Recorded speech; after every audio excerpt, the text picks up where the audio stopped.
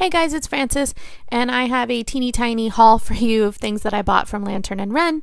And this is the first time I've ever purchased from Lantern and Wren. And if you're not sure what Lantern and Wren is, she is a stockist, and which means she'll stock inventory from different places, and you can go to just her website and purchase a bunch of different items.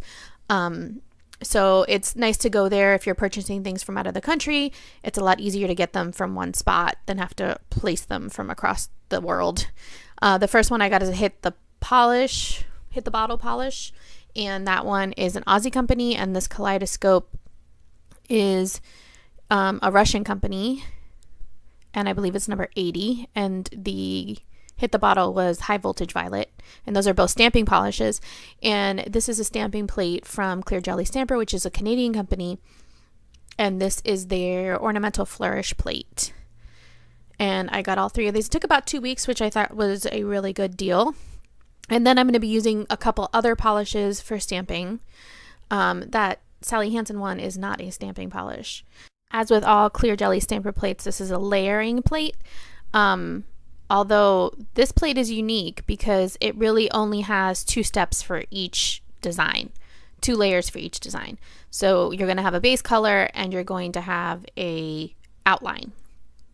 So I use that green one first, and then I'm going to be stamping the outline with this Braves Diva on the black, which is her stamping polish, her black stamping polish. And I was pretty impressed with how opaquely that green polish stamped, especially over that darker base that I'm wearing, that dark gray. And I kind of had a vision of a dark base with bright colors here. I know it's probably not what most people are thinking when they look at this plate, but I wanted to stamp a bunch of different images, and then I'm going to be using this image here. Now, there are tons of huge open spaces.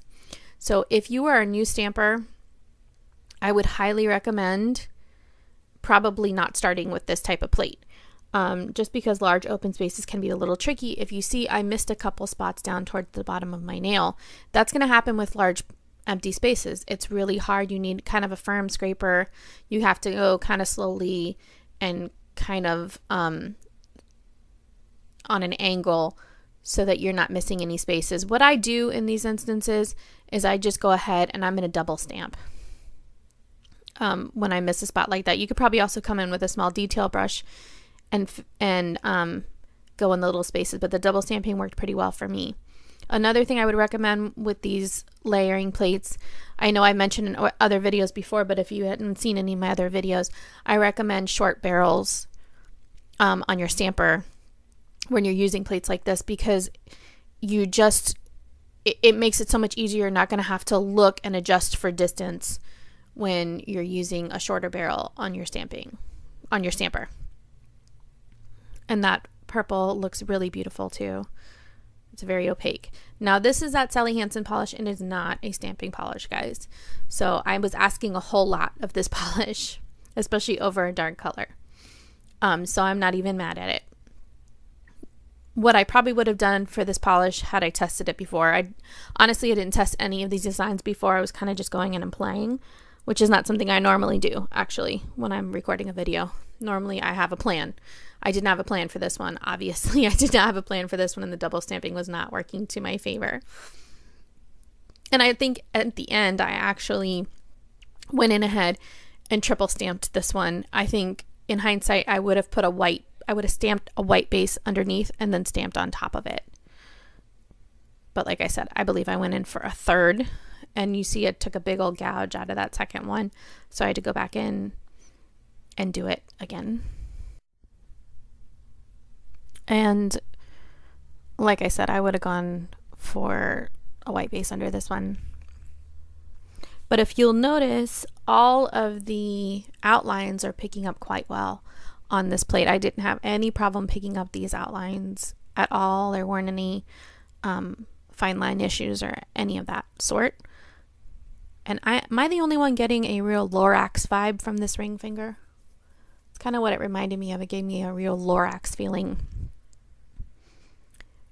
And then I'm going to go with this little teeny tiny design on the pinky. There's tons of these little designs, these flourishes and fleur-de-lis on this plate. So there are tons of things that you could definitely do with it. I have nothing like this already in my stash.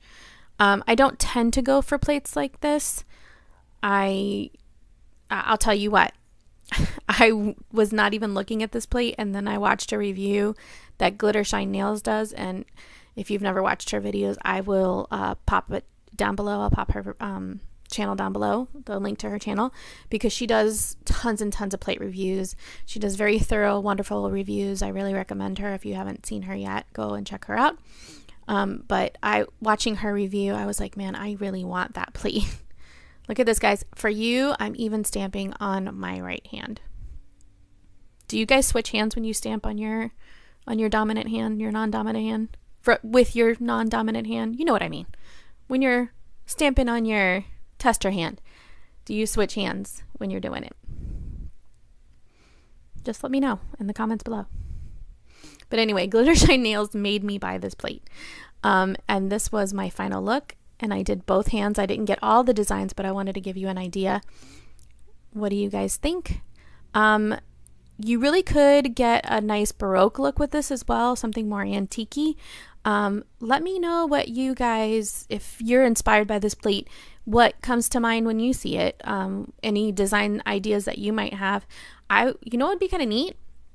Pop some ideas in the comments below if you want to see me try something out. Give me some ideas, and I'd be glad to try them out for you, because it's kind of nice to open your mind up to other possibilities. Anyway, let me know what you guys think. Thanks for watching. Thanks for spending your time with me, and I will see you guys again next time. Bye.